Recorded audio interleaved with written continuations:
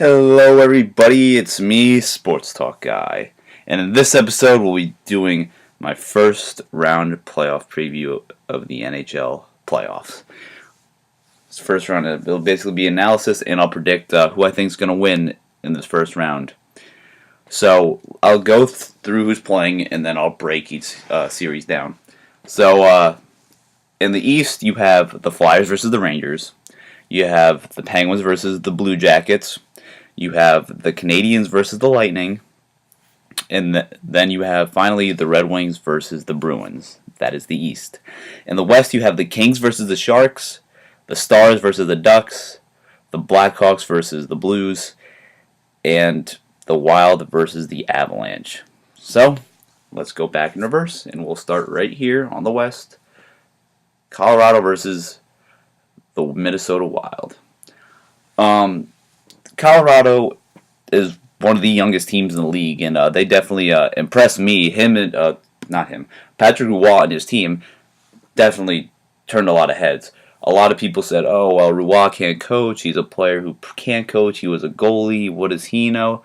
Well, what does he know? He led his team to number one in their division. And they're a very young team. Their captain is Gabriel Landeskog, and he just turned 20, and he was promoted to captain when he was 19. He was the youngest captain ever when he got appointed. He probably still is the youngest captain ever. And then they just drafted, Nate McKinnon, who was this year's top draft prospect, and he is just lighting it up for an 18-year-old rookie. They also have a young goalie in Semyon Varlamov. He definitely probably learned a thing or two from Roy, so that's probably just how it's working. And now let's look at the Wild. The Wild definitely battled to get in, being the second or the first wild card, and they have a good team. They could definitely be a team to pull an upset on a young, inexperienced team like the Avalanche. Brizgalov, Brizgalov got hot down the stretch. And when he got traded from Edmonton to Minnesota, he ended up going, I think his final record was 7-0-3 with the Wild, helping them get a playoff spot, and that's pretty good. 7-0-3. On top of that, they have good leadership there, and you have two basically all-star players with Ryan Suter and Zach Parise, and those are definitely the two X factors I see. If Zach Parise gets hot, like really hot, there's no telling what's going to happen. But I'm pretty sure the Avalanche will win the series. I have them winning in 5 in the first round. I just don't think that the Wild can compete with the young team. They're very fast. They definitely have a finesse, true West Coast style offense, and it's very fun to watch. I've got to watch a few games this year. It was definitely fun to watch. So I'm going to say the Avalanche taking 5. I think they just have, I wouldn't say maybe better coaching, but definitely goaltending and probably offense. I think the defensive side probably goes more to the Wild, but hey, we'll see. Prediction, you heard it here first. The Avalanche win in 5. On to the next series will be what I think will be the best series. Oh, well, no, I shouldn't say that. I was going to say the best series in the West, but I just realized who one of the other series are. But this series will definitely be a great series, I think. The St. Louis Blues versus the Chicago Blackhawks, the 2 and 3 seeds. That will be a great series. The Blues and the Blackhawks both ended the regular season, like down the stretch, pretty badly. Granted, the Blackhawks did not have Taves or Kane playing down the stretch. They were both hurt. They'll both be ready for the playoffs as they have been announced that they will be playing in the first game and probably throughout the rest of the playoffs, depending on how far they go. The Blues, however, were relatively healthy, and they just played bad. Ryan Miller did not look good down the stretch. It's definitely going to be interesting to see how the Blues, who missed the playoffs, I think did they make the playoffs? They might have been a lower seed last year. I can't remember. Either way, the Blackhawks are the defending Stanley Cup champions, and of course they're going to be hungry for another, and they have all the experience in the world with great leadership in Jonathan Taves and goal scoring from Patrick Kane and Patrick Sharp. And they have great defense with Duncan Keith, and they're one of the most complete teams in the league. I do like the Blues though. I mean, they had Ryan Miller when he's on is a top 5 goalie. He's a former Vezina winner, and he's proven it.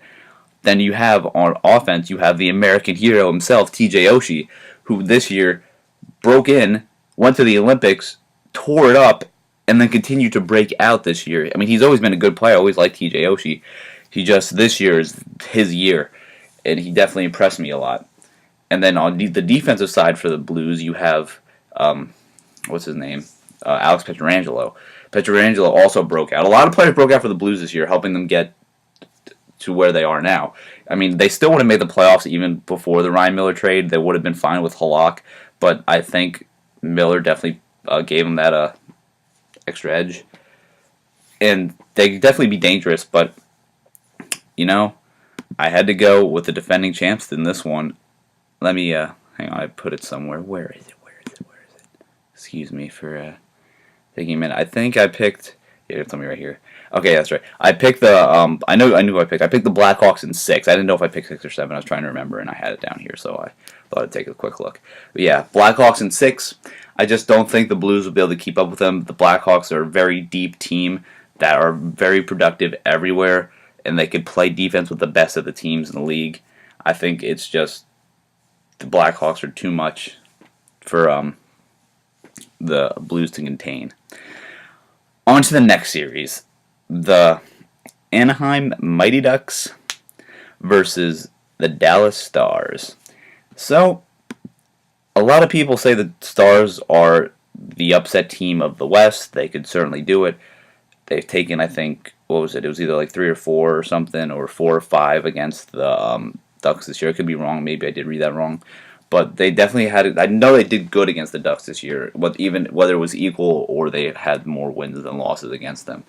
The Ducks, they could be a dangerous team. Johannes Hiller's playing like Johannes Hiller did 3 years ago. He's slowly been working his way back into that top goaltender area. I'd say he's probably maybe number 10 in the top 10 if I had to make a top 10 list, but I'm doing a top 5 list, which actually the goalies portion already came out. He'll definitely be interesting to see how Hiller does in the playoffs, but Corey Perry and what's his name, Ryan Getzlaf, they're great together. They are absolutely amazing. I love watching those two just go in and put in work, and they make the Ducks dangerous. Those two could definitely make the Ducks dangerous. But on the other side for the Stars, you have a great goalie in Kari Leitonen. He definitely impresses me. He was just outside my top 5. He was an honorable mention. I forgot to do the honorable mentions, but he was an honorable mention. He was this close. He had a very good year and a very good Olympics. And then on offense for the Stars, you have Jamie Benn and Tyler Seguin. And Tyler Seguin had a stronger finish than he did beginning. And it's hot. Tyler Seguin is a dangerous Tyler Seguin, along with Jamie Benn. Jamie Benn is a great player. Don't get me wrong. He took him a little while to get not into his prime, I should say, but become a prolific scorer in the National Hockey League. It took him time. I think he's 29 or 30 now, which is kind of the year where you peak, and then the declines come shortly after. But maybe Jamie Benn's still on the increase or incline. So we'll have to see. Tyler Seguin's definitely still young, but he has very much playoff experience with the Bruins. He's an experienced player. He knows how to get the job done. Both these teams are more offensive in goaltending than defensive. I'm not saying they're bad defensive teams, but they're focused more around the offensive goaltending type teams than a team like the Blackhawks. Even though we know the Blackhawks can score and they're the most complete team, the Blackhawks definitely focus more on their defense and goaltending.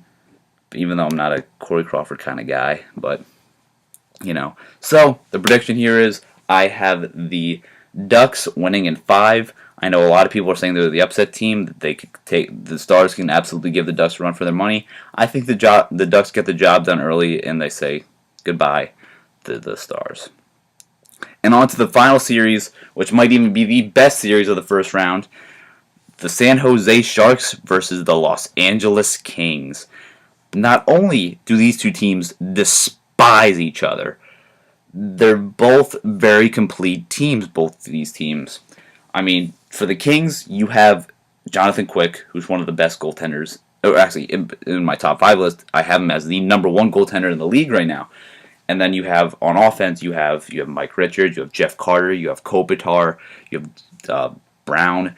That they are a very complete team. And on defense, even for the Kings, you have Drew Doughty, who is one of the best defensemen in the league. They are very complete. They could definitely the Blackhawks, the Sharks, and the what's it called, the Kings are definitely the most three complete teams in the West. But it sucks because one of those teams has to go home in the first round, or two though. One or two of them is definitely going because not all three of them could go because two of them are playing each other. But they're definitely, I think, some of the most complete teams. So this is going to be a great series. I like what the Kings have, and with the Sharks, let's talk about the Sharks. You have very much experience with your captain in Big Joe Thornton. Joe Thornton's hungry for a cup. He hasn't won one yet. He's getting to an old man, but boy, he could still keep up with all the young guns. Joe Thornton keeps amazing me year in and year out. Beginning of almost, I think maybe the last 2 years, including this year, I'd say, man, is Joe Thornton going to decline this year? Is this the year? Well, hasn't declined yet. And then you have a bunch of scoring with Logan Couture and Joe Pavelski, who was number 3 in goal scoring this year. So they're a dangerous squad, and don't count them out. And on defense, they have guys like what's his name? Oh, I can't think of his name. There's Vlasic, and who's the other guy out there? I don't know why I can't think of his name.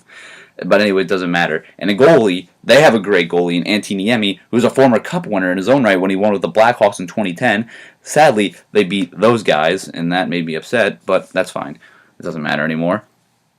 So definitely, but let's also not forget about Quick, who won a Cup the next year, right after Antiniemi won it. So it's definitely going to be a great series. I have the Sharks winning in 7. Yep, you heard it here first. The only 7 in the West that I have.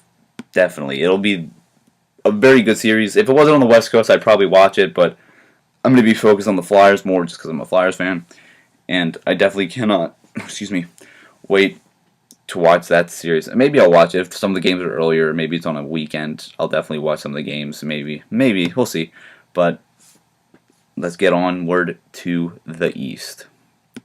So we'll start over here with the East. The Boston Bruins versus the Detroit Red Wings. The Red Wings were very injured this year. They snuck into the playoffs, continuing their streak of 23 straight years. The guy, I forget what his name was. He's a 21-year-old player for the Red Wings. He scored the game-winning or the game-tying goal to get them the point to go against the Penguins. And they lost in a shootout to the Penguins, but they got a point, and then they clinched their playoff berth. It was like with 2 games left in the year. The guy who tied it up is 21 years old, and the streak is 23 years old. The streak is older than the player. That's a very impressive streak. But they're going up against the favorites, in my opinion, to win it all this year, the Boston Bruins. Boston is dangerous. The Red Wings are also dangerous. The Red Wings have a great goalie in Jimmy Howard. They also have a great offense with now Datsuk coming back. Oh, and what's his name coming back? Why can't I think of his name? Oh my god. I just had it in my head. I'm so sorry. That's bad. Henrik Zetterberg, that's who I was looking for. I can't believe I forgot. His name slipped my mind for a second there. I don't know why. Pavel Datsuk and Henrik Zetterberg are coming back. 2 offensive phenoms. 2 probably future Hall of Famers. They are definitely they've been hurt for most of the year. Both of them. I don't even know. There's probably it's been a while since they've both been in a game together. It's just been a long time. And Jimmy Howard is, I say, a great goalie. But on defense, you also have Nick Kronwall, who is one of the best hitting defensemen in the league. He's also a great defensive defenseman. He impresses me so much. I wish the Flyers would have got him all those years ago. But that's irrelevant. But now on Boston, as of right now, is the most complete team in the playoffs. And I know I talked about the Blackhawks, the Sharks, the Kings. They're all very complete. But the most complete team is the Bruins. They have all kinds of depth. They have, in my opinion, when I made that top 5 goalie list, number 3 best goalie in the league, Tuukka Rask. He is incredible. They can score. They can play great defense. There's nothing the Bruins can't do. It takes a special type of team to be able to defeat them. I have the Bruins winning in 7. That is true. I have the Red Wings giving them a run for their money and almost knocking out the playoff or the Stanley Cup favorites very, very early. but I think the Bruins going to get it just barely. Bruins win in 7. On to the next series, which will be, in my opinion, don't take offense to this if you're a fan of either of these teams, but the Lightning versus the Canadiens in what will be the most boring series of the playoffs to watch. I'm sorry. I feel like that's just not going to be exciting. Even though the next one probably won't be exciting either. But, hey. The Lightning definitely didn't look as strong down the stretch. They were missing their top goaltender, Ben Bishop, who was a great goalie this year. We'll see if he can keep it up in the future, but he's definitely a part of that team's success. And along with Steven Stamkos, who, when healthy, can be the best player in the NHL if he's healthy. And we'll determine that next season. They also got Ryan Callahan, who's proven he could play very well with New York, coming now down to the Kings, or not the Kings, the Lightning. They're going to be a scary team. They also led on defense with guys like Matt Carl, who's a former Flyer and a former, I guess, deep playoff runner. It'll be interesting to see, but the Canadiens, they have, well, Canada's Olympic goalie Carey Price. On offense, you have a guy like Max Pacioretty, and on defense, you got a guy like PK Subban. They're definitely very balanced teams. They were fighting the whole very end stretch to see who would get 2 and 3 and get home ice advantage. The Lightning got it. I never made a video about this. I think I wanted to. Talked about Carey Price. I said he's, in my opinion, Carey Price is a good goalie. Don't get me wrong, but I think he's very overrated. I don't think he can survive with the scoring that the Lightning can bring. I think the Lightning take this series in 6. And yes, that is my prediction. Lightning take it in 6. On to probably what will be the easiest for a team to win in a series. The Penguins versus the Blue Jackets. In my opinion, the Blue Jackets are the worst team in this playoff. They are the weakest team. They're very young, but they're also not the most complete. And I just don't... The Penguins beat them in the regular season 5-0. I just don't see them beating the Penguins. The Penguins can be complete depending on how Marc-Andre Fleury plays. If Fleury plays great these playoffs, they're always poised for a deep playoff run. If Fleury is bad, they will get eliminated early as the second round. No, regardless of how Fleury plays, I just don't see him. I don't see the Penguins losing. But you never know. And net for the Blue Jackets will be Sergei Bobrovsky, who is last year's Vezina winner and played great again this year. There's no reason why he can't do it. He definitely knows how to play the Penguins after being a Flyer, moving to Columbus. But the Penguins, I mean, you got Sidney Crosby, you have Malkin coming back. It's good. James Neal and Kunitz and Letang, Paul Martin. They're going to be ready for the playoffs, regardless if they're 100% or not. You don't need those players at 100% to be successful. They can definitely be dangerous. We'll see how they match up in the second round with some of the teams that could be there. I do have the Penguins winning this in 5. I do have the Penguins taking a 3-0 lead, actually, and then they drop 1, and then they win the final one in 5, and that ends that. On to the final series, and what will be my favorite series because I am a Flyers fan. The New York Rangers versus the Philadelphia Flyers. The 2-seed Rangers versus the 3-seed Flyers. Certainly be a very fun series to watch. I'm expecting no games less than 6, but this, in my opinion, this is the equal of the East. In the West, you have the Sharks and the Kings, who are very equal to each other. Now you have these two teams, and now they're equal in their different ways. They're equal in how they're going to match up against each other. The Rangers are defense and goaltending. The Flyers are offense and goaltending. That's where it's going to be. But what it's really going to come down to is, can Steve Mason keep up with Henrik Lundqvist? Lundqvist is the second best goalie in the NHL right now. He's phenomenal. There's no doubt about it. But both these teams have dominated the other team on their home ice. But when they go to the other team's place, they get wrecked. They split 2-2 this year. Both teams won at their home ices.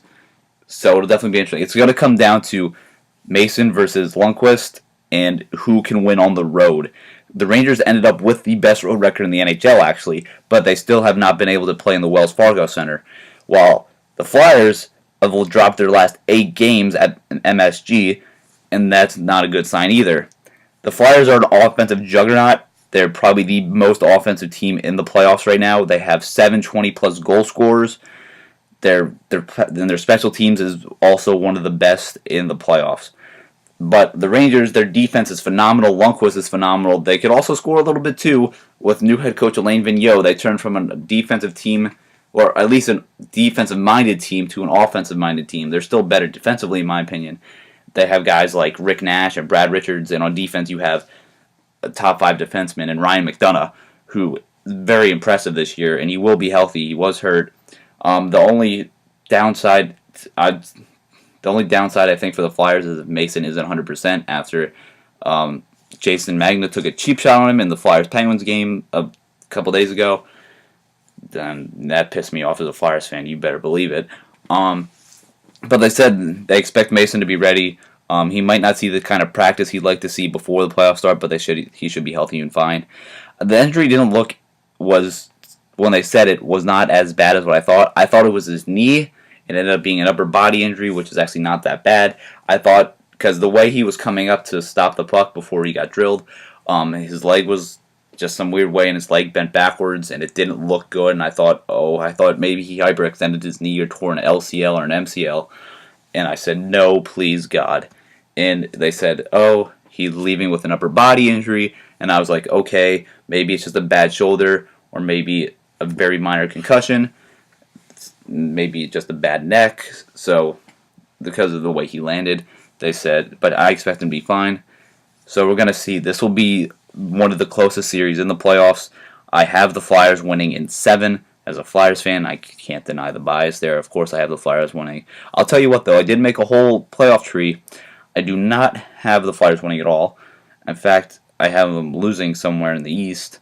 But I'll tell you when that happens, or if it happens, and when they get there, if they do get there, which I kind of hope they do. I mean, of course, I will not be upset if the Flyers decide to go further where I expect them to go.